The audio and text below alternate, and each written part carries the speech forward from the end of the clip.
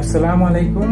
HSC English first paper পরীক্ষার পর আমাদের কিন্তু সবসময় একটা দুশ্চিন্তা থাকে যে আমার এ প্লাসটা আসলে থাকবে কিনা।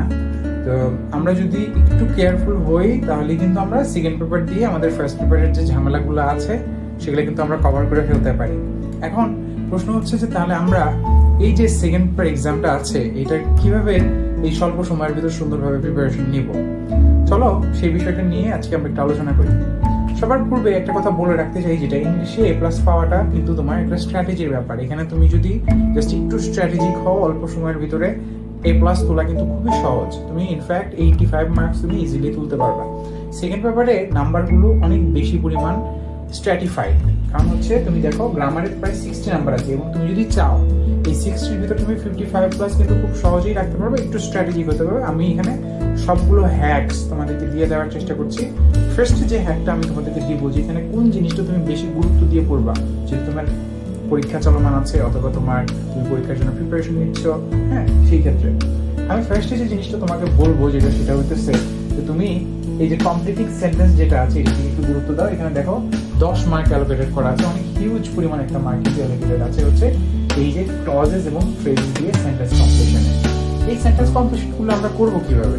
আমাদেরকে যেটা করতে হবে, প্রশ্নটা বারবার পড়তে হবে। আমি তোমাদেরকে একটা হ্যাক বলে দিচ্ছি, this is a very important hack. তুমি প্রশ্নটাকে বারবার পড়ো, কোশ্চেনটাকে বারবার পড়ো, তাহলে তুমি অনেক আইডিয়া পেয়ে যাবে। তোমার নিজেরা খুব কষ্ট করতে হবে না, কোশ্চেন পড়লে তুমি অনেক আইডিয়া পেয়ে যাবে। এবং কোশ্চেনে যেটা বলছি যে কোশ্চেনটা তোমাকে কিন্তু এই সেন্টেন্স কমপ্লিশন যেটা আছে এটা কিন্তু অ্যাকর্ডিংলি করতে হবে। ফার্স্টে যে পার্টটা দেওয়া আছে, যেমন ফার্স্টে যে তোমাকে এখানে লিস্ট দেওয়া থাকে, এই লিস্ট, হ্যাঁ, হি walk fast lest he should miss the train. তাহলে এখানে লিস্টের পরে কি হয়? শুড হয়, তাই না? Walk fast lest you should miss the train. Walk fast lest you should miss the train. তাহলে লেস্ট যদি তুমি দেখো তাহলে তুমি কি শুড দিয়ে you should miss something, right? ওরকম কিছু করে তুমি এই সেন্টেন্স কমপ্লিশনটা করবা, ঠিক আছে? তারপরে দেখো হাই টাইম দিতে পারে, it is high time we valued patriotism, we adopted patriotism. তাহলে হাই টাইমের পরে কি হয়?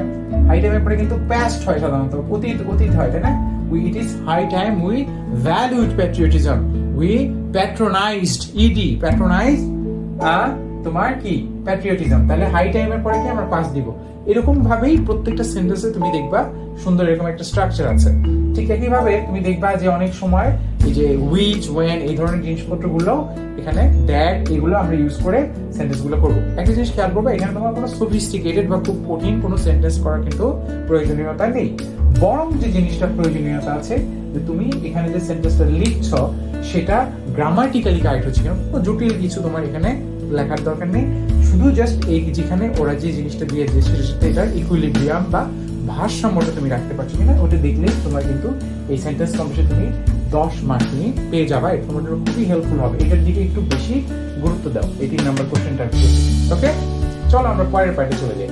এরপর আমরা যে বিষয়টা গুরুত্ব দিব সেটা হচ্ছে তোমাদের এই সাবজেক্ট ভার্ব এগ্রিমেন্ট বা রাইট ফর্মস অফ ভার্বের যে ব্যাপারটা আছে সেটার দিকে। এটা কিন্তু খুবই জটিল, খুবই গুরুত্বপূর্ণ বিষয়। খেয়াল করে দেখো ভার্বের ব্যাপারটা এবং সাবজেক্টের ব্যাপারটা। দেখো আমি কি ইজ ব্যবহার করব না আর ব্যবহার করব, আমি কি ওয়াজ ব্যবহার করব না ওয়্যার ব্যবহার করব, তাই না? এই প্রশ্নগুলো এবং থার্ড পারসন সিঙ্গুলার না যে তোমার যে নাম্বারগুলো আছে সেগুলোর ক্ষেত্রে কি আমরা ইউজ করি? হি গো টু স্কুল হয় না হি কি হয়? হি গোস টু স্কুল হয়। এই যে ইএস যুক্ত হয়, তাই না? এই ইএস যুক্ত হচ্ছে, হি গোস টু স্কুল, তাই না? হি কামস ব্যাক, তাই না? তাহলে এই যে এস যুক্ত হওয়ার বা ইএস যুক্ত হওয়ার যে ফেনোমেনা গুলা, এগুলো কিন্তু আমার আলোচনার বিষয় হচ্ছে আমার সাবজেক্ট ভার্ব এগ্রিমেন্টে। এবং এই সাবজেক্ট ভার্ব এগ্রিমেন্টে দেখো কত মার্ক অ্যালোকেটেড আছে, 7 মার্ক অ্যালোকেটেড আছে। এটা তোমার খুব ভালোভাবে দেখে যেতে হবে। এবং শুধু তাই না, এই সাবজেক্ট ভার্ব এগ্রিমেন্ট কিন্তু শুধু যে এখানেই আছে তা কিন্তু না। তুমি যখন এই 60 নাম্বারের পরীক্ষার পরে 40 নাম্বারের যে প্যারাগ্রাফ লিখতে যাচ্ছ ওখানে কিন্তু তোমার অনেক স্টুডেন্ট, এই যে জাস্ট তুমি দেখো, আমি জাস্ট এই যে তুমি যখন এই ভিডিওটা দেখছো অনেক স্টুডেন্টই যখন পরীক্ষাটায় বসবে তারা এখানে এই যে সাবজেক্ট ভার্ব এগ্রিমেন্ট গুলো ঠিক মতো লিখবে না। এই যে হি গোস, হি কামস, ঠিক আছে, এই ধরনের যে সিলি মিস্টেক যেগুলো আছে এগুলো করার কারণে তাদের এ প্লাস তো নষ্ট হবে, অনেকে ফেলও করবে। বুঝতে পেরেছো? সো তুমি সাবজেক্ট ভার্ব এগ্রিমেন্টটা একটু ভালোভাবে দেখে যাও, এটা তোমার সব দিক দিয়ে তোমাকে সুবিধা দিবে। এরপরে দেখো তুমি কোনটা দেখবা। এরপর তোমাকে দেখতে হবে হচ্ছে সিনোনিম এন্ড অ্যান্টোনিমস। দেখো সিনোনিমস এন্ড অ্যান্টোনিমস এগুলো খুব গুরুত্বপূর্ণ। সিনোনিমস এবং অ্যান্টোনিমস তোমাকে কিন্তু বিপুল পরিমাণে হেল্প করতে পারে এবং তুমি এখানে একদম সাথে সাথে কিন্তু পেয়ে যেতে পারো। কিভাবে? দেখো সিনোনিম মানে হচ্ছে সেম মিনিং ওয়ার্ডস, অর্থাৎ সমার্থক শব্দ। বাংলায় আমরা বলি না সেম মিনিং ওয়ার্ডস বা সমার্থক শব্দ যেগুলো, সেগুলোকে আমরা বলি কি সিনোনিম। যেমন আমরা ট্রিবিউট এর সিনোনিম বলতে পারি রেসপেক্ট, তাই না? ইনক্রিজ এর সিনোনিম আমরা কি বলতে পারি? রাইজ। ডিক্রিজ এর সিনোনিম আমরা কি বলতে পারি? ডিক্লাইন, তাই না?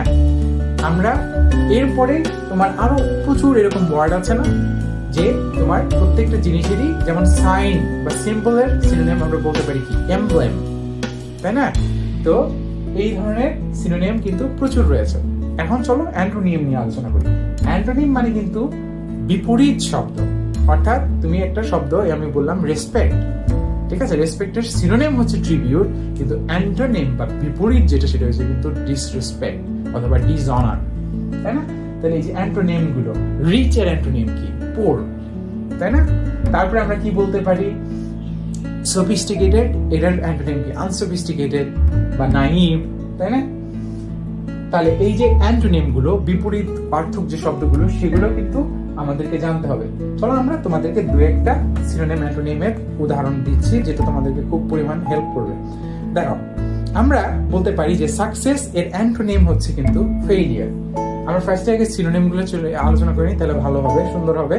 দেখো ইম্পর্টেন্স, এটার সিনোনিম হচ্ছে significance. You know what is the importance of this video? What is the significance of this video? Importance and significance means the same thing. এরপরে দেখো কি কি আছে? ইন্টেনশন, এটার সিনোনিম হচ্ছে পারপাস। ইন্টেনশন মানে কি? ইচ্ছা, তাই না? পারপাস মানে কি? ইচ্ছা, তাই না? উদ্দেশ্য। এরপর দেখো প্রুভ, প্রুভ এর সিনোনিম হচ্ছে কি? ডেমনস্ট্রেট, ঠিক আছে? প্রুভ এর সিনোনিম হচ্ছে কিন্তু ডেমনস্ট্রেট, দেখানো, প্রমাণ করা, প্রমাণ করা এবং দেখানো। I will demonstrate that I can get golden GPA 5 in my ACC exam. Okay, I proved myself in that university admission test that I am a very good student. তাহলে prove মানে কি? প্রমাণ করা। demonstrate মানে কি? প্রমাণ করা, same meaning. Value মানে কি? worth, কোনো কিছুর মূল্য বুঝাইতে। what is the value of your watch? তাই না? তোমার ঘড়িটার দাম কত? how much is your watch worth? তোমার ঘড়িটার দাম কত? সেম জিনিসই কিন্তু বলছি, ওয়ার্ড কিন্তু ডিফারেন্ট, ভ্যালু এবং ওর্থ। তারপরে দেখো আর কি কি সিনোনিম আছে আমার। আউটকামের সিনোনিম হচ্ছে তোমার রেজাল্ট। রেজাল্ট, তোমার রেজাল্ট, এইচএসসি পরীক্ষার কি result? What is the outcome of your HSC exam? Outcome মানে কি? রেজাল্ট, তাই না? এই যে অসাধারণ অসাধারণ কিন্তু জিনিস আমার কাছে রয়েছে, এই যে যখন আমরা সিনোনিম গুলো দেখছি। একইভাবে দেখো ওভারকাম, ওভারকামের সিনোনিম হচ্ছে কি? পাস বা কনকার। তাহলে I have overcome my challenges. ওকে, তাহলে দেখো তাহলে ওভারকাম আমি বলতে পারি I have conquered my challenges, I overcame my challenges। তাহলে পাস্টে আমি যদি বলি I overcame my challenges, okay, R I conquered my challenges it means the same thing, right? So এই যে দেখো ওভারকাম এবং কনকার দুটোই কি? আমার সিনোনিমাস ওয়ার্ড। একইভাবে তুমি বলতে পারো সিনসিয়ার, যে মানুষ ব্যক্তি সে কিন্তু কি? সে কিন্তু অনেস্ট, তাই না? তাহলে সিনসিয়ার এর সিনোনিম কি? অনেস্ট, সৎ, তাই না? এইরকম ভাবে আরো দু একটা সিনোনিম অ্যান্টোনিম আমরা দেখে নিই, চলো। মেথড এর সিনোনিম হচ্ছে প্রসেস। ডেভেলপ এর সিনোনিম হচ্ছে প্রসপার। কিউরিয়াস এর সিনোনিম হচ্ছে ইনকুইজিটিভ। এই যে দেখো একটা নতুন word, inquisitive, INQUISIT, inquisitive, TIV। Inquisitive মানে হচ্ছে curious, someone who is eager, আগ্রহী। Curious, eager and inquisitive means the same thing. These are synonymous. এরপরে দেখো অবজারভেশন এর সিনোনিম হচ্ছে এক্সামিনেশন অর ওয়াচিং। এরপরে আমরা বলতে পারি মেয়ার, he only gave me mere words, only words। মেয়ার মানে কি? only, তাই না? নলেজের সিনোনিম হচ্ছে লার্নিং বা নোয়িং। ঠিক একইভাবে আমরা আছে কি লেটেন্ট, যেটাকে আমরা বলি সুপ্ত প্রতিভা, তাই না? লেটেন্ট প্রতিভা সিনোনিম, লেটেন্ট এর সিনোনিম হচ্ছে হিডেন, তাই না? যেটাকে হিডেন করা হয়েছে, অথবা কনসিলড। I know what to show and what to conceal. So এই যে দেখো হাইড করা, কনসিল করা, এই দুটো কিন্তু সেম জিনিস। লেটেন্ট মানে কিন্তু এই হিডেন, যেটা গোপন, গুপ্ত রয়েছে, লুকায়িত, লেটেন্ট প্রতিভা, তাই না? লেটেন্ট ট্যালেন্ট, গুপ্ত প্রতিভা। তাহলে দেখো এরপর দেখো ট্যালেন্ট এর সিনোনিম হচ্ছে ইন্টেলিজেন্স অথবা ব্রিলিয়েন্স। ইন্টেলিজেন্স মানে কি? ট্যালেন্ট। এরপর দেখো মোর এর সিনোনিম হচ্ছে কি? অ্যাডিশনাল। সাপোর্ট এর সিনোনিম কি? Assist, help. গাইড এর অ্যান্টোনিম হচ্ছে তোমার অ্যাবান্ডন। এখন চলো কয়েকটা অ্যাবান্ডন আমরা জেনে নিই, অ্যান্টোনিম জেনে নিই। মডার্ন এর অ্যান্টোনিম হচ্ছে কিন্তু অ্যানসিয়েন্ট। মডার্ন মানে কি? আধুনিক। অ্যানসিয়েন্ট মানে কি? পুরনো বা ওল্ড মানে কি? পুরনো। এরপর দেখো ডিফারেন্ট এর অ্যান্টোনিম হচ্ছে সিমিলার বা সেম। ডেভেলপ এর অ্যান্টোনিম হচ্ছে ডিগ্রেড বা decline. Developing city and degrading city. এই যে যুদ্ধ হচ্ছে, যখন অনেক বড় বড় শহর ডেভেলপ হচ্ছে, ডেভেলপিং সিটি আছে, ঠিক এমনি যেখানে যুদ্ধ হচ্ছে সেটা কি? ডিগ্রেডিং সিটি, ধ্বংস হয়ে যাচ্ছে, তাই না? ডিক্লাইনিং হয়ে যাচ্ছে সেগুলো। একইভাবে তুমি যদি দেখো অন্য অ্যান্টোনিমের ভিতরে দেখো অ্যালার্ট, এটার অ্যান্টোনিম চেয়েছে। অ্যালার্টের অ্যান্টোনিম হচ্ছে ইনডিফারেন্ট। অ্যালার্ট মানুষ কি? সে সতর্ক আছে, হ্যাঁ, এই চুরি চোর আসতেছে বাসায়, হ্যাঁ সতর্ক আছে, কোনো সমস্যা নেই। কিন্তু এর হচ্ছে ইনডিফারেন্ট। তুমি যদি একটু খামখেয়ালি করো, ঠিক আছে? আমার একটা ঘটনার কথা মনে পড়ে যে এক বাসায় তোমার এরকম খামখেয়ালি মানুষ ছিল, বারান্দায় বিভিন্ন জায়গায় কাপড় রাখতো, সেখান থেকে কাপড় চুরি হয়ে যেত। তাহলে একটু অসতর্কের কারণে বারান্দায় কাপড় রাখার কারণে কি হয়ে যাবে? ইনডিফারেন্ট হওয়ার কারণে কিন্তু তার বাসায় চুরি হয়ে গেল। ইনডিফারেন্ট মানে কি? অ্যালার্টের অপোজিট ওয়ার্ড। তাহলে দেখো এই ধরনের যে সিনোনিম অ্যান্টোনিম গুলো আছে এগুলো কিন্তু আমাদেরকে খুব ভালোভাবে দেখতে হবে। ওকে, চলো আমরা পরের পার্টে চলে যাই, যেগুলো তোমার আরো অনেক বেশি ইম্পর্টেন্ট হবে। এরপরে দেখো যখন আমরা সিনোনিম অ্যান্টোনিম পড়ে ফেলছি, এরপর আমরা চলে যাবো যেটা, সেটা হচ্ছে কানেক্টরস। কানেক্টরসে তুমি কিন্তু পুরো নাম্বার পেতে পারো। এখানে কি কি কানেক্টরস ইউজ হতে পারে? দেখো আমরা যখন একটা প্যাসেজ শুরু করছি বা কোনো একটা কিছু শুরু করছি, তখন কিন্তু আমরা কি দিয়ে শুরু করি? সাধারণত ফার্স্টলি দিয়ে শুরু করি। তুমি এখানে জানো যে এই কোশ্চেনে কি করে দেওয়া হবে? তোমাকে একটা প্যাসেজ দেওয়া হবে। তো এই প্যাসেজটা তুমি কি করবা? ফার্স্টের দিকে তোমাকে কিন্তু ওই যে প্যাসেজ যেগুলো আছে, যে কানেক্টরস যেগুলো আছে, কি কি আছে? Firstly, first of all, first of all, এই ধরনের জিনিসগুলো দিয়ে আমরা স্টার্ট করি না? তারপরে আমরা সেকেন্ডলি ইউজ করি, তারপরে আমরা থার্ডলি ইউজ করি, দেন ইউজ করি, ইন অ্যাডিশন টু ইউজ করি, বিসাইডস ইউজ করি, তারপরে আমরা সো ইউজ করি, হাউএভার ইউজ করি। এগুলো কিন্তু তোমাকে একটু প্র্যাকটিস করে যেতে হবে। কানেক্টরস গুলো তুমি যদি না দেখো যে কোন জায়গায় হ্যাঁ ডাজ ইউজ হয়, কোন জায়গায় সিন্স ইউজ হয়, it has been raining since morning, তাই না? তাহলে এখানে আমার এই জিনিসটা হবে, তাই না? কোন জায়গায় কোন কানেক্টরস হবে সেটা কিন্তু আমাকে বুঝতে হবে। কোন জায়গায় দো হবে, কোন জায়গায় আলদো হবে, কোন জায়গায় তোমার অ্যান্ড হবে, কোন জায়গায় সো হবে, ঠিক আছে? কোন জায়গায় তোমার বিকজ হবে, সেগুলো আমাকে একটু প্র্যাকটিস করে কিন্তু তোমাদেরকে এটা একটু স্টাডি করে যেতে হবে। অন্যান্য জিনিসগুলো তুমি একটু কম পড়লেও চলবে, কিন্তু কানেক্টরসটা একটু ভালোভাবে দেখে যাও, সিনোনিমসটা কিন্তু ভালোভাবে দেখে যাও। একটা জিনিস যেটা কম দেখলেও চলবে, সেটা হচ্ছে তোমার পাংচুয়েশন মার্কস। এই যে কোন জায়গায় দাড়ি কমা হবে আর কোন জায়গায় ক্যাপিটাল লেটার হবে। যখন একটা নাম আমরা বলছি, when I am telling about the city of London, তাই না? ফাইন্যান্সিয়াল হাব বলতে পারো যেটাকে। তো সেখানে কি আছে? সেই লন্ডনের এলটা কিন্তু বড় হাতের হবে, কারণ এটা নেই। তারপরে আমরা যখন ইউ আর কে সংক্ষেপে লিখছি, উপরে যে অ্যাপোস্ট্রফি হবে। তারপরে আমরা কোশ্চেন করছি, তখন কোশ্চেন মার্ক হবে। কেউ অবাক হয়েছে, সারপ্রাইজ হয়েছে, সেখানে কিন্তু কি আমরা এই যে এই সাইনটা ইউজ করি, ঠিক আছে? তো এই যে এইভাবে আমরা পাংচুয়েশন মার্কস গুলো দাঁড়ি কমা। এবং একটা ইম্পর্টেন্ট কথা, যদি কোনো কোড থাকে, উক্তি থাকলে আমরা দুই সাইডটা এরকম করে কোড দিয়ে কি করে দেবো? কভার করে দিব, তাই না? সো এটাও কিন্তু এই পাংচুয়েশন মার্কস গুলো আমার দাড়ি কমা কোন জায়গায় হবে, কোশ্চেন মার্ক কোন জায়গায় হবে, এটাও খুব গুরুত্বপূর্ণ। এটা দেখার কোনো প্রয়োজন নাই। তুমি সিনোনিম অ্যান্টোনিমটা দেখো, কানেক্টরস গুলো দেখো। এরপর দেখো আর কিছু জিনিস আমাদের দেখতে হবে। ইউনিক ফ্রেজ যেটা আছে এটা তুমি খুব সহজেই পারবা। এটা তোমার উইথ ক্লুজ থাকে, এটা দেওয়া থাকে। এটা তুমি একটু জাস্ট দেখে যাও, এটা একটু দেখার প্রয়োজন আছে, বেশি দেখার প্রয়োজন নাই, কিন্তু যেহেতু এটা 5টা মার্ক আছে, এটা তুমি একটু দেখে যাও। আরেকটা জিনিস যেটা তোমার অবশ্যই দেখতে হবে, সেটা হচ্ছে তোমার প্রিপোজিশনস। প্রিপোজিশনসটা কেন দেখবো, চলো আমরা সেটা একটু বুঝে নিই। দেখো প্রিপোজিশন কিন্তু অনেক ইম্পর্টেন্ট একটা জিনিস। যেমন we should refrain from smoking. এই যে দেখো রিফ্রেন এরপরে কি আসলো? ফ্রম হবে, তাই না? তারপরে রিফ্রেন ফ্রম স্মোকিং, তাই না? তারপরে এই যে দেখো আমরা আরেকটি ইম্পর্টেন্ট এক্সাম্পল দিতে পারি। He is known to me হয় না he is known by me হয়? আই নো হিম, তাই না? এটার প্যাসিভ ভয়েস কি? He is known by me না, কিন্তু he is known to me. এই যে to a your use, he is known to me. তারপরে আমরা ইউজ করতে পারি বিভিন্ন সময়, তোমরা নিশ্চয়ই জানো অন ইউজ হয়, ইন ইউজ হয়, হ্যাঁ? সেগুলোর এই ইউসেজ কিন্তু আমরা এই প্রিপোজিশন থেকে আমরা কি করতে পারি? অ্যাকম্পানির পরে তোমরা নিশ্চয়ই জানো যে accompanied, I was accompanied by him, এই যে বাই ইউজ হচ্ছে, এটাও কিন্তু এই সুন্দর প্রিপোজিশনের ইউসেজের ভিতর আমরা পাচ্ছি। তাহলে আমার কোন জায়গায় কোন প্রিপোজিশনটা ইউজ হবে সেই অনুযায়ী যদি জাস্ট আমরা একটু প্রিপোজিশনগুলো দেখে যাই, এটা কিন্তু আমার একদম নিশ্চিত মার্ক। আর তোমার অন্য কোনো কোশ্চেন দেখার দরকার নেই, জাস্ট প্রিভিয়াস বোর্ড কোশ্চেনগুলোর এই টপিকগুলো যেগুলো আমরা মার্ক করে দিলাম এগুলো একটু বেশি বেশি করে দেখো, তাহলেই তুমি কিন্তু খুব ইজিলি সহজেই এই তোমার যে মার্কটা আছে এটা তুলে ফেলতে পারবে। এরপরে দেখো আরেকটা বিষয় ইম্পর্টেন্ট, এটা হচ্ছে ন্যারেশন। ন্যারেশনে কিন্তু 7 মার্ক। ন্যারেশনের ক্ষেত্রে তোমরা নিশ্চয়ই জানো যে এখানে ডাইরেক্ট স্পিচ থেকে আমার ইনডাইরেক্ট স্পিচ অথবা ইনডাইরেক্ট স্পিচ থেকে ডাইরেক্ট স্পিচ, সাধারণত তোমার ডাইরেক্ট স্পিচ থেকে আমরা ইনডাইরেক্ট স্পিচে পরিণত করি, তাই না? He said that I will go to school. He said that he will go to school.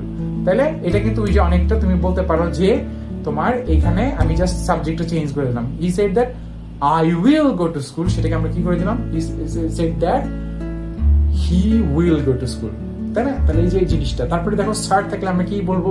আমরা he respectfully said that। তারপরে যখন সে কেউ তোমাকে কোনো একটা জিনিস চাচ্ছে তখন আমরা কি বলবো? asked বলবো, he asked me।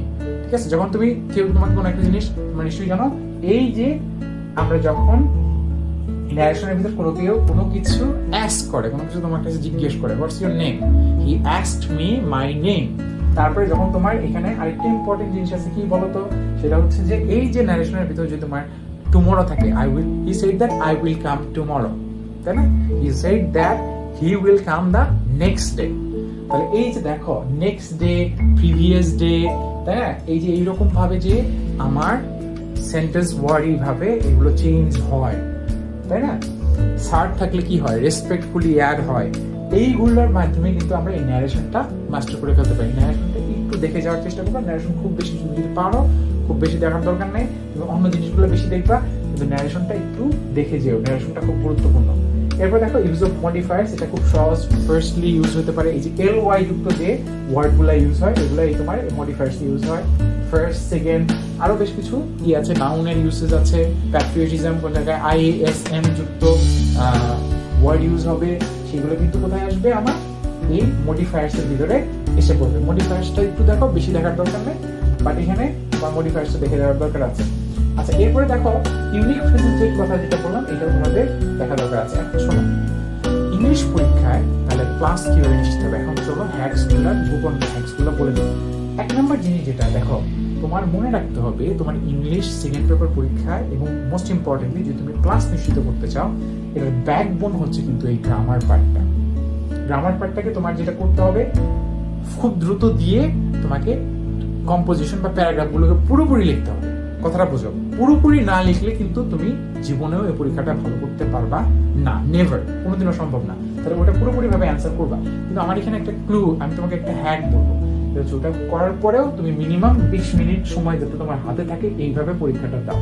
কারণ হচ্ছে কি, এই যে তুমি ধরো প্রিপোজিশন লিখলা, অথবা তুমি এই যে সেন্টেন্স গুলো কমপ্লিট করলা, অথবা তুমি সাবজেক্ট ভার্ব এগ্রিমেন্ট করলা, এগুলো তোমার একবার করে একটু রিভিউ করার প্রয়োজনীয়তা আছে। হতে পারে তুমি যে সাবজেক্ট ভার্ব এগ্রিমেন্ট এটা করছো, কোনো একটা জায়গায় ইডি মানে পাস্টে অ্যান্সার করতে হবে, তুমি সেটা দাও নেই এই ছোট্ট ভুলটার কারণে, অথবা তুমি সাবজেক্ট ভার্ব এগ্রিমেন্টের ভিতরে যে কোথায় গোস এর ইএস যুক্ত হবে বা কামস এর পরে একটা এস যুক্ত হবে, ওই এসটা হয়তো দাওনি, ঠিক আছে? কোন জায়গায় হয়তো একটা পাস্টের সেন্টেন্স লিখতে হবে, তুমি ওটা লেখনি ওইভাবে, হ্যাঁ, কোনো জায়গায় হয়তো আইএনজি যুক্ত করতে হবে, ওই জিনিসটা তুমি করনি। এই ভুলগুলো তোমাকে কিন্তু একবার রিভিউ করতে হবে।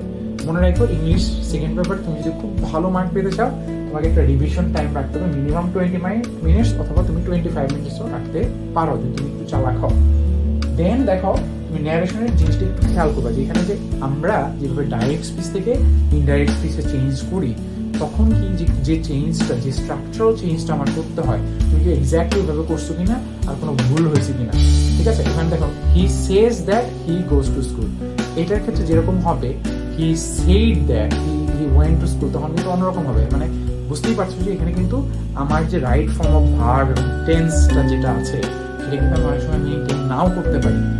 তাহলে এটা কি করতে হবে? আমাদেরকে এই জিনিসটাকে দেখে শুনে অত্যন্ত স্পষ্টভাবে বুঝে নিতে হবে।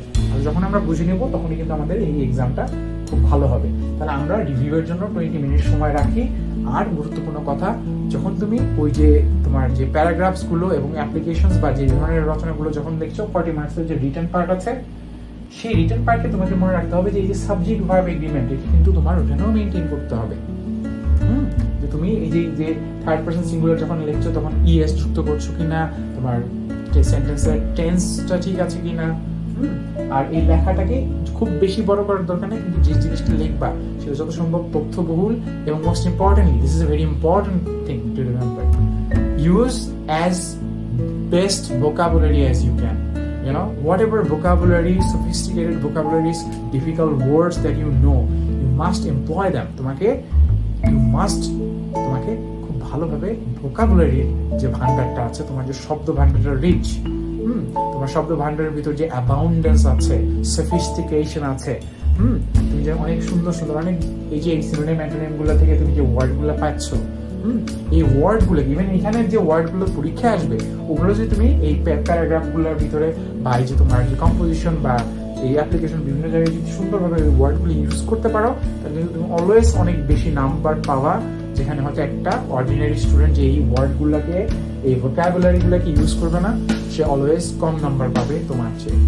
তাই অবশ্যই এই ভোকাবুলারিকে সুন্দরভাবে ইউজ করার চেষ্টা করবা, এবং এই বিশেষ করে গ্রামাটিক্যাল পার্টটা শেষ হয়ে যাওয়ার পর যখন তুমি কম্পোজিশন বা প্যারাগ্রাফগুলো লিখবা, প্যারাগ্রাফগুলোকে খুব সুন্দরভাবে তুমি স্ট্রাকচার করে লিখে ফেললেই এটা কিন্তু তোমার একদম পুরোপুরি মার্ক নিশ্চিত হয়ে যাবে। ঠিক আছে, তাহলে আমরা এই সিনোনিম অ্যান্টোনিম থেকে কিন্তু হিউজ পরিমাণ মার্ক শুরু করে ফেলতে পারি। আমরা এই সাবজেক্ট ভার্ব এটা কিন্তু ভালোভাবে পড়বো, আর আমরা ইউনিক ফ্রেজ এগুলো একটু দেখে যাবো। সবগুলো জিনিস দেখে যাওয়ার পর আমরা যেটা বললাম, একবার কোশ্চেনটি তুমি রিভিউ করো, তাহলে তোমার ভুলগুলো শুধরে গেলে তুমি এখানে নিশ্চিতভাবে A+ নিশ্চিত করতে পারবে ইনশাআল্লাহ।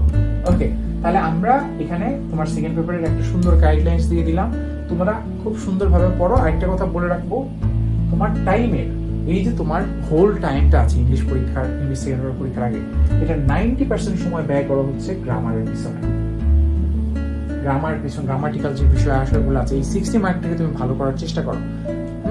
আর বাকি 10% যদি খুব বাড়াইতে চাও তাহলে এটাকে 80% করে গ্রামাটিক্যাল পার্টে 80% সময় দিয়ে 20% সময় দেওয়া হচ্ছে তোমার রচনামূলক পার্টে। ওটা জাস্ট যাওয়ার আগ দিয়ে তুমি একটু দেখে গেলেই হবে যে আমি প্যারাগ্রাফগুলো কিভাবে লিখবো, এটা কিন্তু একটা স্ট্রাকচার আছে। জানো যে হ্যাঁ, যখন তুমি লোডশেডিং নিয়ে লিখছো বা কোনো ডিফরেস্টেশন নিয়ে লিখছো বা এনভায়রনমেন্ট পলিউশন নিয়ে লিখছো, যে তখন আমরা ওইভাবে লিখে দিতে পারি না যে we should all work for it, you know, we should help the government work for it, government alone cannot solve all these problems, you know, the problem is environment pollution is known to everyone, the problem of sound pollution is known to everyone, the problem of load shedding is known to everyone. আমরা কিন্তু একই structure দিয়ে বহুত paragraph লিখে ফেলতে পারি। ওই স্ট্রাকচারগুলো তুমি আমার চ্যানেলের অন্য যে ভিডিওগুলো আছে সেগুলো যদি দেখো, ওগুলোর ভিতরে আমি স্ট্রাকচারগুলো দিয়ে দেওয়ার চেষ্টা করব, এবং সেই ভিডিওগুলোকে বারবার দেখার মাধ্যমে এবং এই ভিডিওটাকে তুমি বারবার রিভিউ করার মাধ্যমে আর যে কি জিনিসগুলো বললাম এগুলোর মাধ্যমে তুমি কিন্তু অনেক ভালো করতে পারবা। এর পাশাপাশি তোমাদেরকে একটা কথা বলি, এইচএসসি পরীক্ষা কিন্তু তোমাদের জীবনের জন্য খুবই গুরুত্বপূর্ণ এবং খুব কঠিন একটা পরীক্ষা। আমি জানি না যে তোমাদের প্রিপারেশন কি অবস্থায় আছে, কিন্তু যদি তুমি চাও যে না আমি এই পরীক্ষাটায় আমার প্রিপারেশন হয়তো যথেষ্ট নয়, এখন স্ট্র্যাটেজিক্যালি করতে পারি, ঠিক আছে। আমি আমার জীবনে তোমার বিশ্ববিদ্যালয়ে ভর্তির অভিজ্ঞতা প্রায় 5.5 স্টুডেন্টকে পিছনে ফেলেছি। আমি তোমাদেরকে বিভিন্ন হ্যাকস, বিভিন্ন টেকনিক্স এবং বিভিন্ন কুল ট্রিক্সগুলো শিখিয়ে দেওয়ার চেষ্টা করবো। এবং মোস্ট ইম্পর্টেন্টলি আমি জানি যে অনেক সময় তোমাদের এইচএসসি পরীক্ষার সময় একটা খুব ইম্পর্টেন্ট একটা সমস্যা হয়, সেটা হচ্ছে তোমরা অনেক বেশি ভয় বা দুশ্চিন্তার ভিতরে থাকো, যেটার কারণে তোমার যে ভালো প্রিপারেশন, যতটুকু প্রিপারেশন নিয়ে তুমি পরীক্ষার হলে যেতে পারতা বা যে জিপিএটা পেতে পারতা, সেই জিপিএটাও কিন্তু অনেক সময় তুমি পেতে পারবা না, এই ভয় বা দুশ্চিন্তা বা হয়তো তুমি নিজেকে কন্ট্রোল করতে পারছো না এই সময়টাতে। আমি এই কারণে একটা কোর্স করিয়ে থাকি, হল স্ট্র্যাটেজি কোর্স বা এক্সাম স্ট্র্যাটেজি কোর্স। এই কোর্সটায় আমরা মূলত তোমাদের এই সময়টায় তোমাদের সবার পাশে থেকে তোমাদেরকে এই এক্সাক্ট গাইডলাইনটা তুমি কিভাবে এই সময় নিজের কন্ট্রোলটা নিবা এবং কিভাবে বেস্ট পারফর্মটা করবা ওই অল্প সময়ের ভিতরে। তো পরীক্ষা খারাপ করার পরে কিন্তু আফসোস করে কোনো লাভ হবে না। পরীক্ষা খারাপ করার পূর্বে যত দ্রুত সময়ে যদি তুমি আমাদের এই প্রোগ্রামে আসো, ভর্তি হও, তাহলে আমি তোমাকে বেস্ট হেল্পটা দিয়ে দেওয়ার চেষ্টা করব। কারণ হচ্ছে এই পরীক্ষাগুলো তোমার জন্য কিন্তু খুব ইম্পর্টেন্ট, অত্যন্ত যত্ন সহকারে এবং খুব ঠান্ডা মাথায়, খুব গুরুত্বপূর্ণ কথা, এই একটা কথা মনে রাখো, ঠান্ডা মাথায় পরীক্ষাটা দাও। আশা করি ইনশাল্লাহ তুমি অনেক বেশি সফল হবে, ঠিক আছে। আর যদি তোমার বেশি কোনো প্রবলেম হয় আমাদের এই প্রোগ্রামে ভর্তি হতে পারো, আর আমি তোমাকে যথাসম্ভবভাবে হেল্প করার চেষ্টা করব।